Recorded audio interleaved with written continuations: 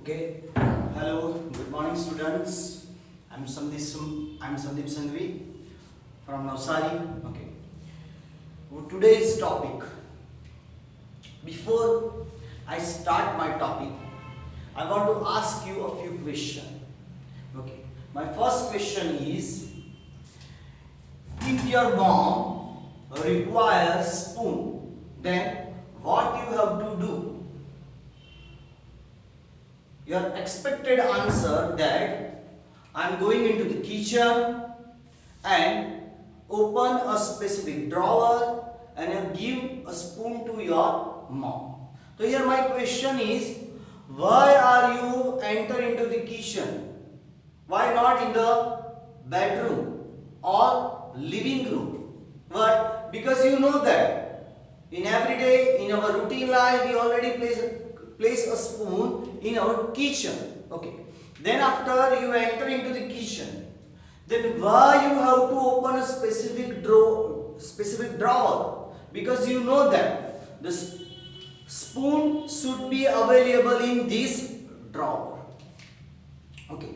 So these things is known as classification. Okay, students. So our today's topic is biological classification. Biological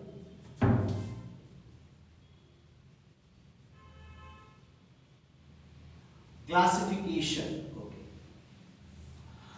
Now student, first you have to understand what is classification. Classification means what? Divide different things into variety of group is known as classification. Here we discuss about biological classification.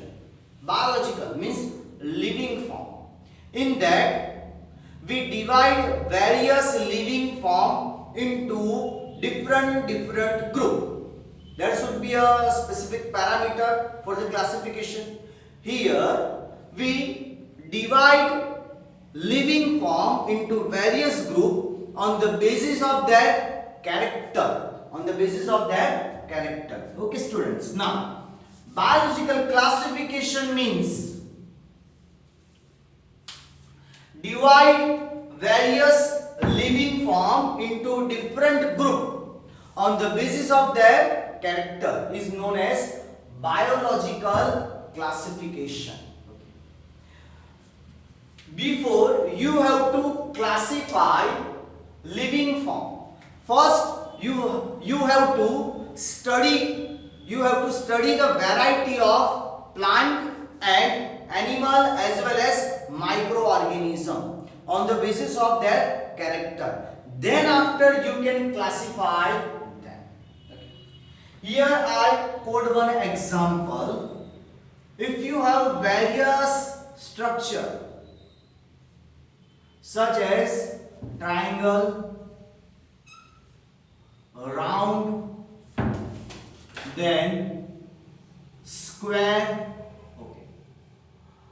Now I give you a task that you have to classify these things into various groups. Okay. The expected answer is that you can classify the structure on the basis of that shape. So you can classify into three groups such as triangle in one group, circle in another group and square into the third group. Or the another student maybe classify these things into further groups such as large triangle and small triangle. Same way, large circle, small circle. Same way, large square and small square. Okay, student. So this is classification. For the biological classification, you have to understand the detailed structure, morphological character as well as anatomical character of living form. The classification is not a new things. Our ancestor is also performed classification. Our ancestor, or when the human civilization occurred, our ancestor, or when the human civilization occurred at the mid 1000 years ago, human also performed classification. Human performed classification on the basis of their requirement. Our ancestor performed classification on the basis of their requirement, basic requirement such as food, shelter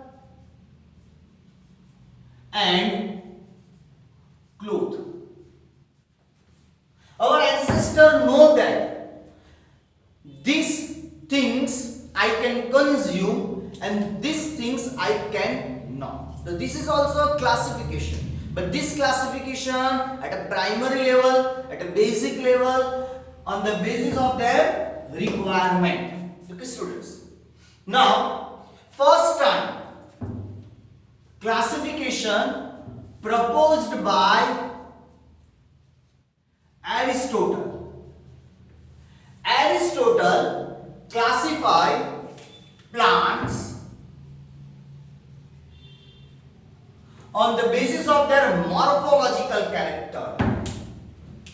First time Aristotle classified plants on the basis of their morphological character. Here Aristotle considered height of plant as a character, and then after this plant divided into three groups. First one is herbs, second one is shrub, third one is trees. The first time Aristotle classified plant on the basis of their height. Those plants have low height or small height or dwarf plant comes under the herb. Then the plant have medium height comes under the shrub. And plant have much more height, it comes under the trees. Okay. Now for your knowledge, you have to know that maybe the smallest plant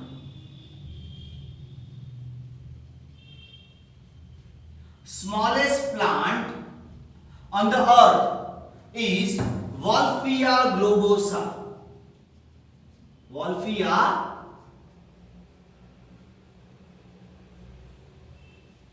globosa.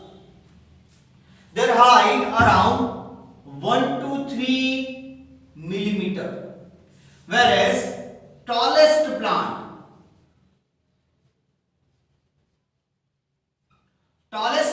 on earth, redwood tree, redwood, and the scientific name Sequoia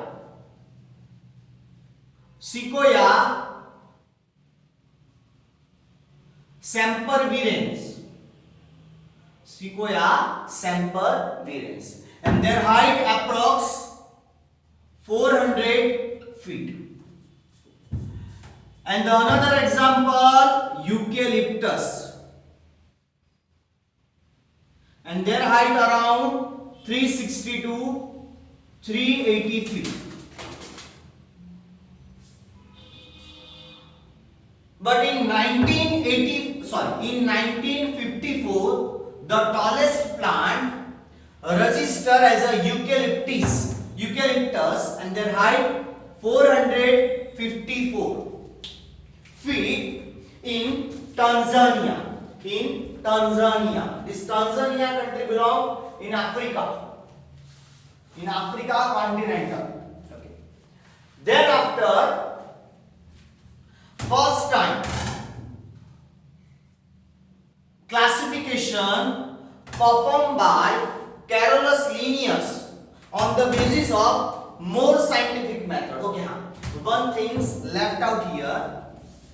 Okay. Then after Aristotle classified animal into two groups. Then after Aristotle classify animals into two groups. The first, the animal who have red blood, and animal they do not have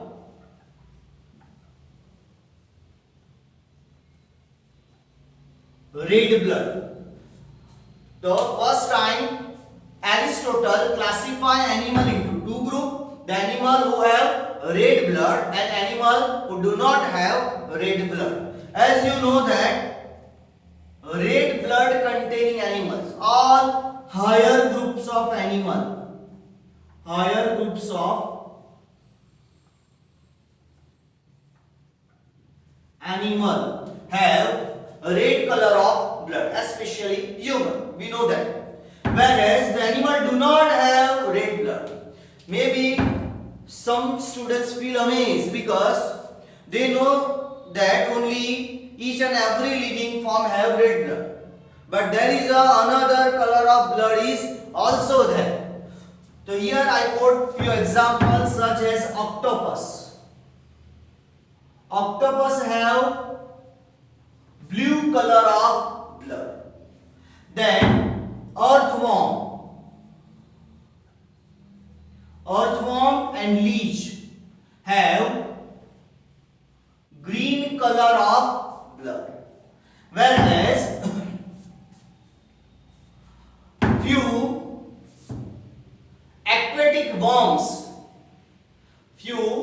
aquatic worms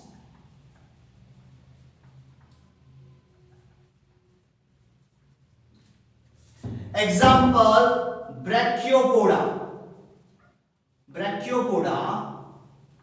or brachiopoda have purple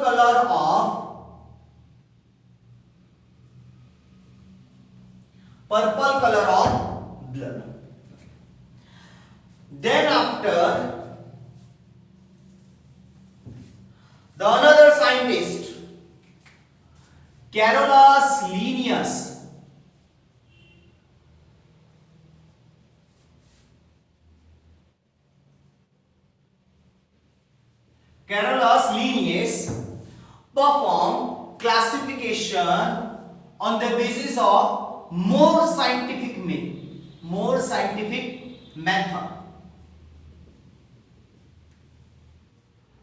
Then later on another scientist who Carolus Linnaeus. This Carolus Linnaeus is also known as father of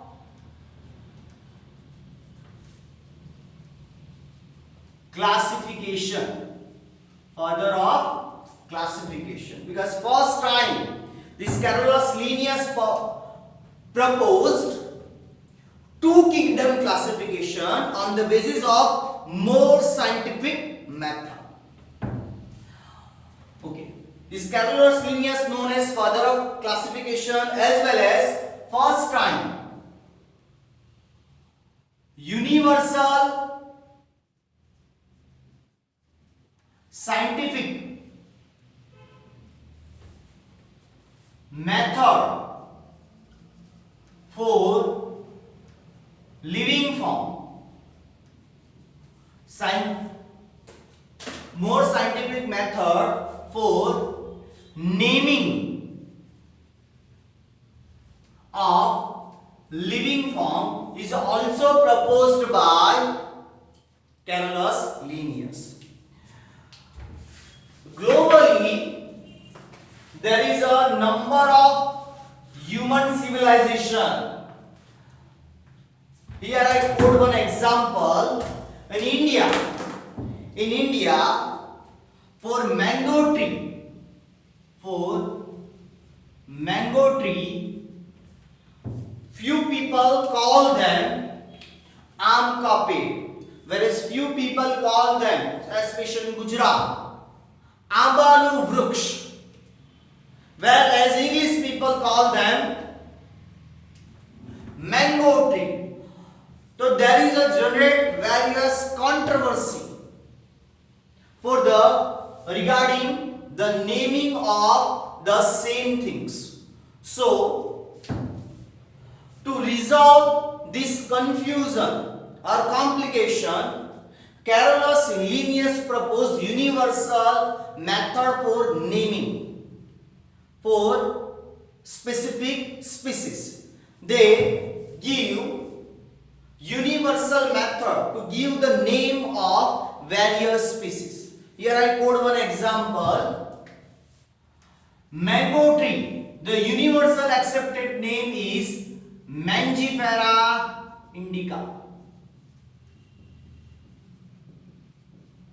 So, any researcher who work in India, when he or she write the research paper, they have to always mention Mangifera indica in the place of mango tree. So, this name accepted by universal, by each and every civilization, each and every person in globally. So any researcher work on mango tree, they always mention Mangifera indica in research paper. Then after, first time Carolus Linnaeus proposed two kingdom classification. Two kingdom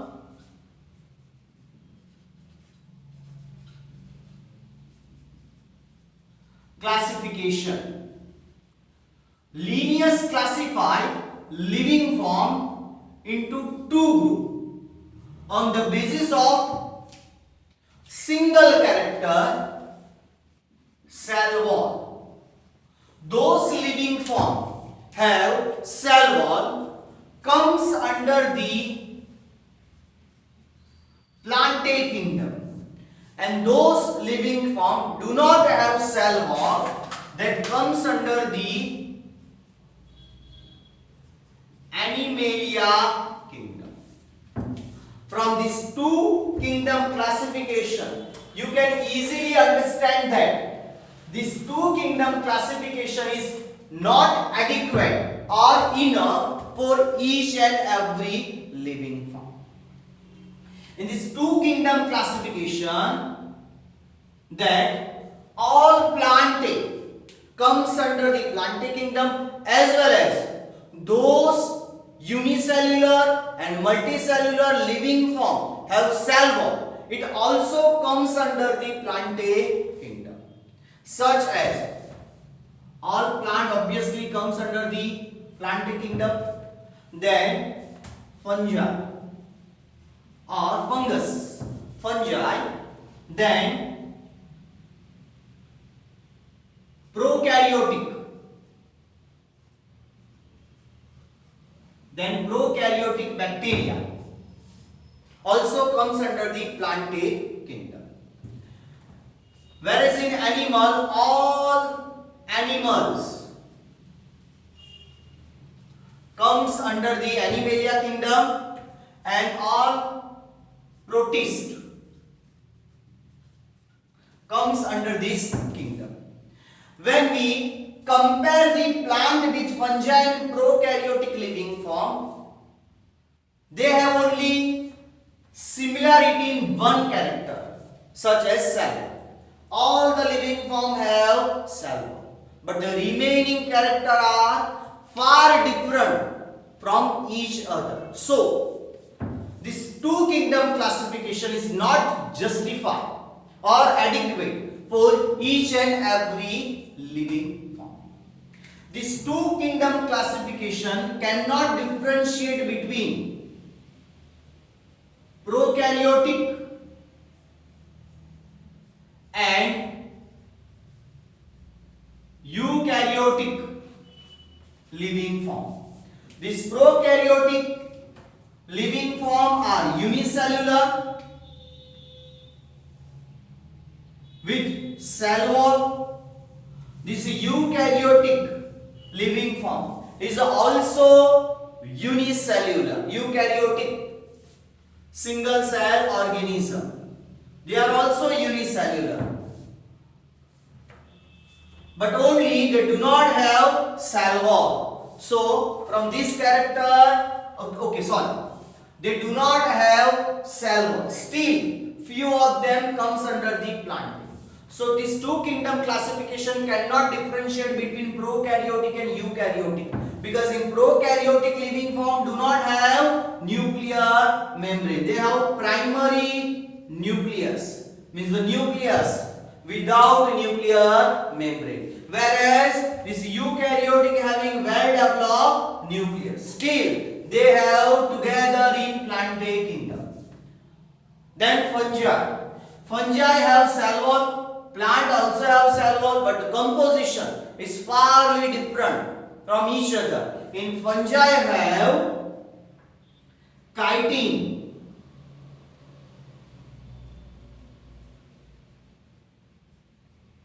Fungi have chitin in their cell wall composition, whereas plant have cellulose in their cell wall composition. So there is only one character is similar in fungi and plantae, is cell wall, but the composition of cell wall is also different. As well as this two kingdom classification is not differentiate between unicellular and multicellular living form. As well as there should be include other character in the classification, such as mode of nutrition,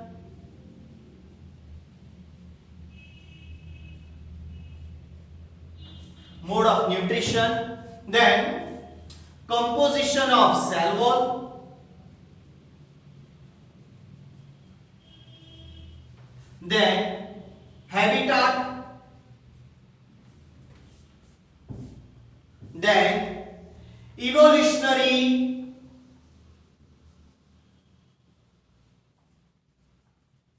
relationship, etc. So here we have to include this character. We have to include this character into the classification. So later on, the classification updated by various scientists. Okay, later on, this classification updated by various scientists. So after two kingdom classification is inadequate, then after three kingdom classification. This three kingdom classification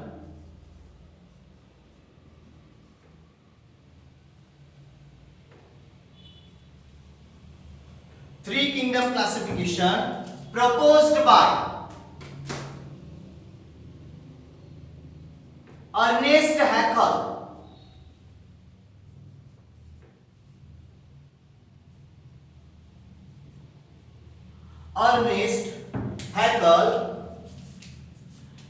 He was classified living form into three kingdom. First one, plantae. Second one, Animalia, as mentioned in two kingdom. And he was added another kingdom such as Protista. So this Protista for unicellular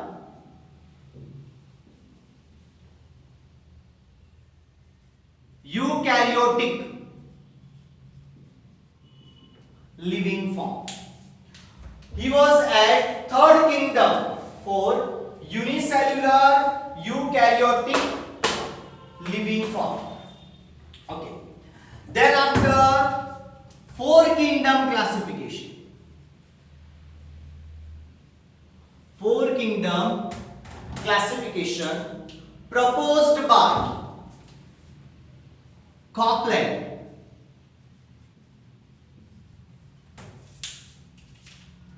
As three kingdom mentioned by Ernest Haeckel, it remained as it is, such as Plantae, Animalia and Protista.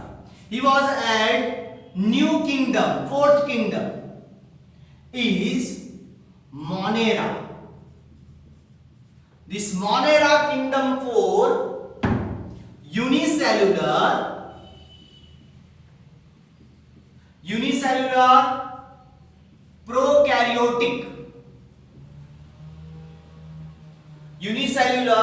prokaryotic living form. Okay, then after, okay, this 3 kingdom as well as 4 kingdom classification is also not enough. Why? Because unicellular eukaryotic living form placed under the protista, then unicellular prokaryotic living form placed under the monera. But what about the fungus? So later on, 5 kingdom classification. 5 kingdom classification proposed by R.H. Whitaker, Robert H. Whitaker. The 4 kingdom remain as it is, such as Plantae, Animalia, Protista and Monera. But he was add new kingdom such as fungi. So the final list for the 5 kingdom classification is, now the final list for 5 kingdom classification. The first kingdom, Monera. This Monera kingdom for prokaryotic single cell organism or prokaryotic unicellular organism. For the prokaryotic unicellular organism.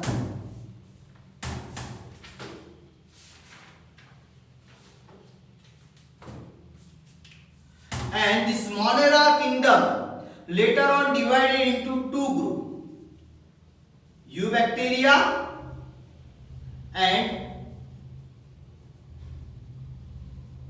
Archaebacteria. Eubacteria means normal bacteria, the bacteria who can sustain in normal biological condition, whereas Archaebacteria 4, the bacteria who can sustain in harsh condition, such as at higher temperature, more than 100 degrees Celsius, or lower than 0 degrees Celsius temperature, or the bacteria who can sustain in high salty condition. For the example is the Great Salt Lake of Utah in US. This salt lake exists in US, and the salt concentration in this Great Salt Lake is around 20%. When you compare it with ocean, in ocean there is a salt concentration around 2.5 to 3%, whereas in the Great Salt Lake have so much high concentration of salt, around 20%, as compared to it is so high as compared to ocean. Okay. Then after, another kingdom, Protista.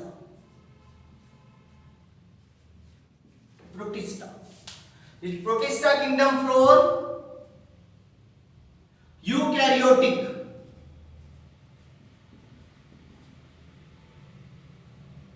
unicellular organism. Their example such as Euglena, then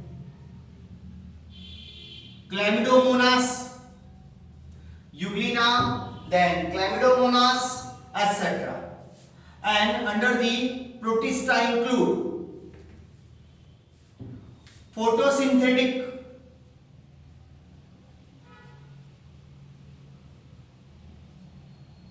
as well as consumer and protozoa comes under this Protista kingdom. The photosynthetic such as Chlamydomonas, unicellular algae, single cell algae. Then consumer, Euglena. Here Euglena have mixotrophic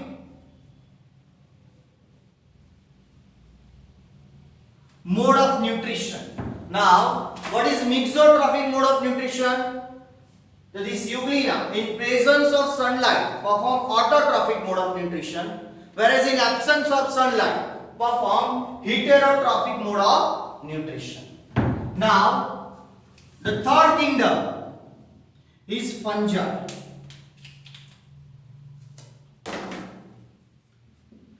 In fungi, eukaryotic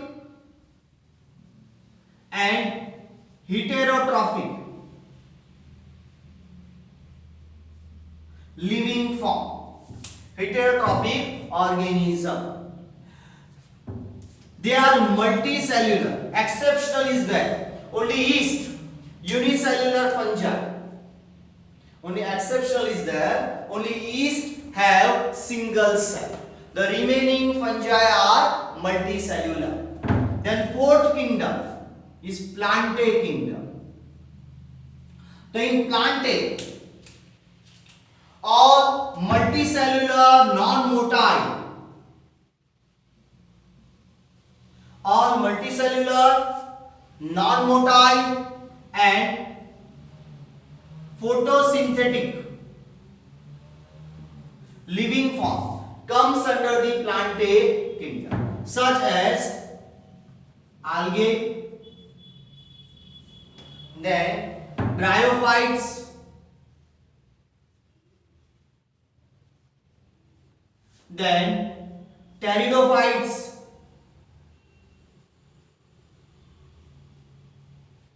then gymnosperm,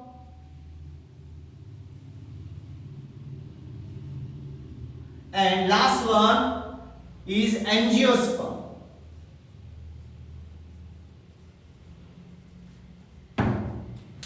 Then last kingdom, Animalia. All multicellular, in Animalia metazoa.